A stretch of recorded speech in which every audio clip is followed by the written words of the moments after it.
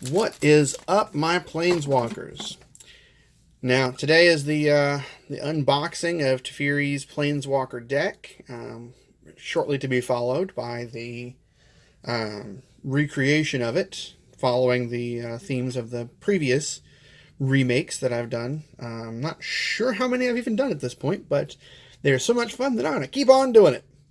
Now, you'll see on this one that it says GameStop. Normally, I don't get from GameStop, but I recently decided that I was done with my Nintendo 3DS, so I got rid of all my stuff. And turns out that you can use trade credit towards the Magic cards they have. So technically, I bought from GameStop, but also technically, I did not.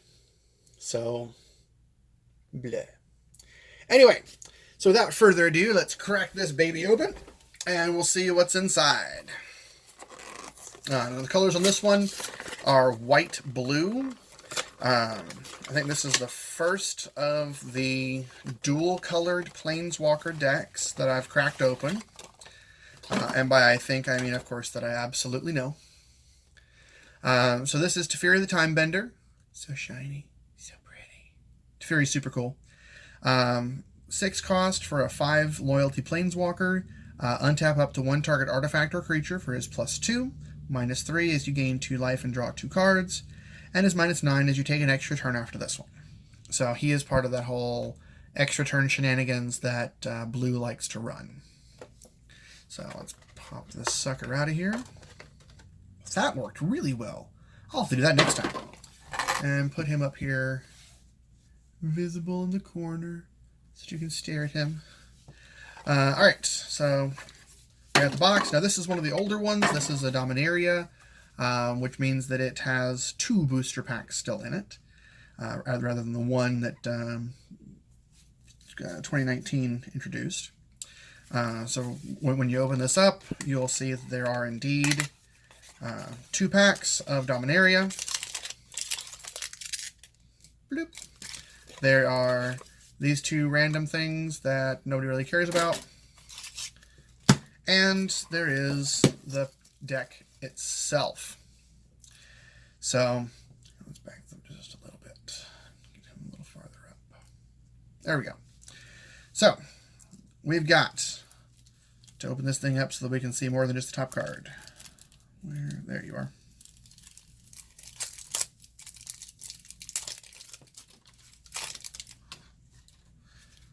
All right.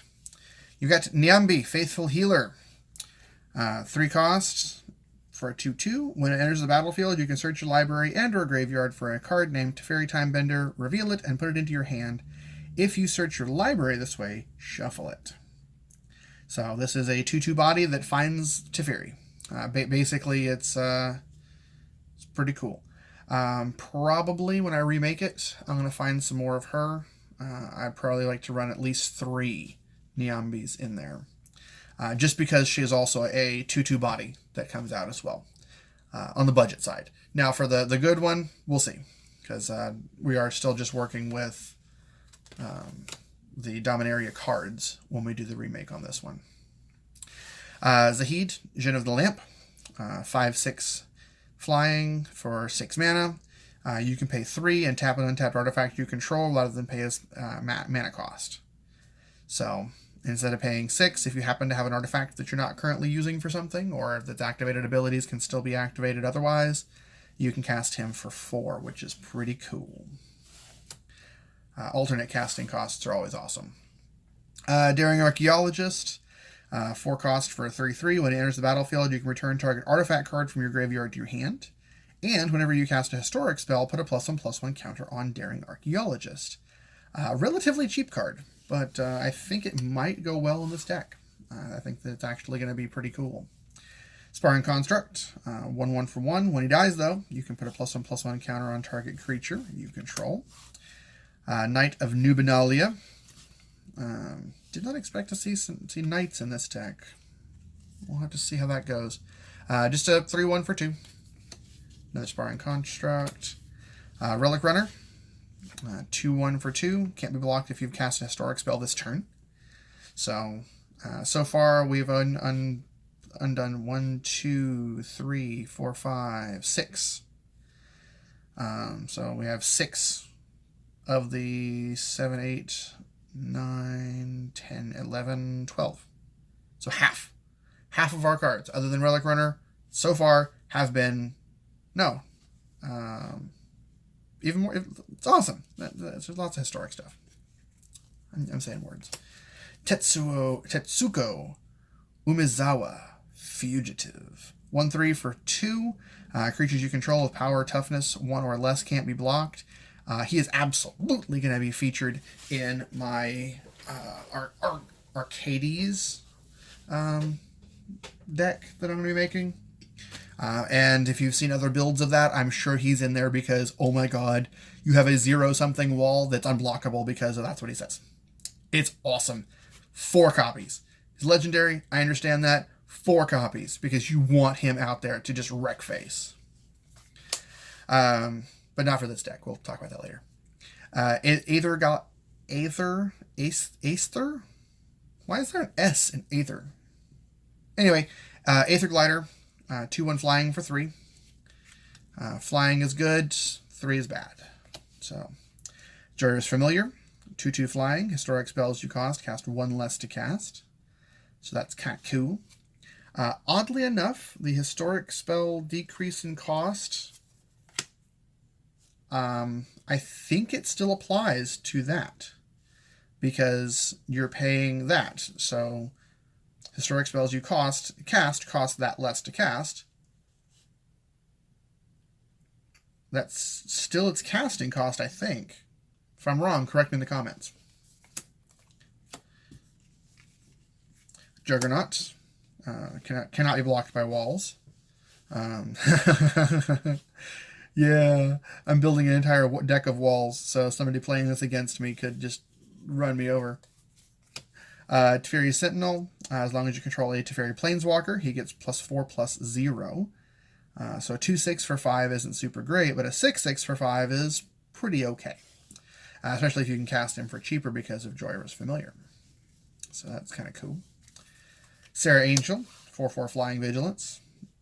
Nice basic thing. I like the art on this, though.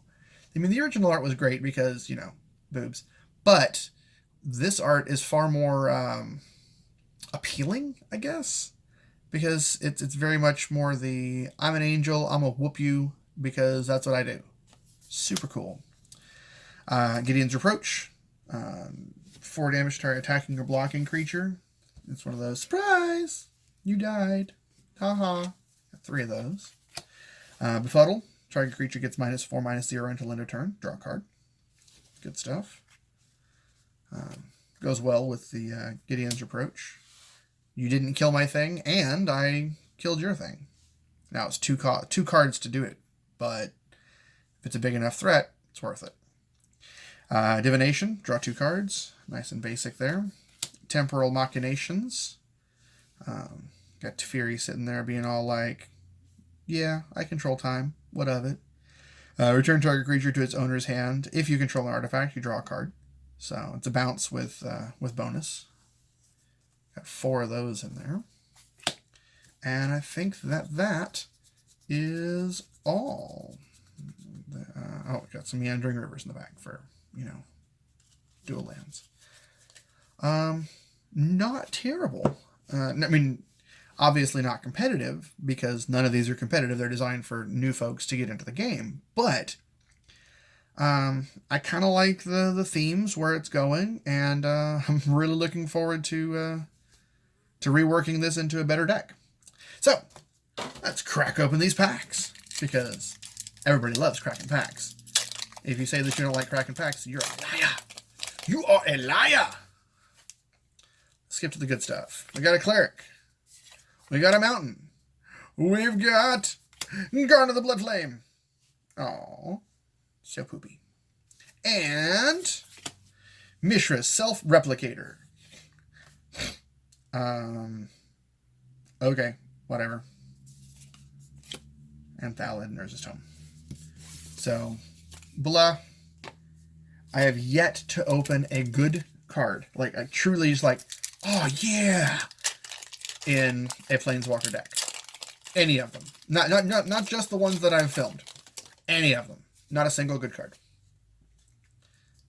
Alright. Got a Sapperling. We've got a Swamp. And Demon Lord Bells and Lock. 6/6 flying trample. Who's what's its demon doing demon stuff. When he enters the battlefield, exile cards until you exile a non-land card, then put it into your hand. Blah blah blah. And you get put extra stuff for blah. Blah. Lame. Flame of Killed. Memorial to Folly. And Sentinel of Pearl Trident. So, yay, I guess. That's good stuff. I'm super excited to rework the Teferi. Yeah, that's what it is. Not the packs that I opened. Those are poop. All right. So, if you like the video, if you like my inane ramblings as I open things and talk about them, and just kind of make a video about fun stuff. Make sure to hit that like button, subscribe to the channel, ring the bell if you want to get notified about stuff. And I guess I'll see you next time when I rework this thing into a bit more streamlined. Catch you next time, Planeswalkers.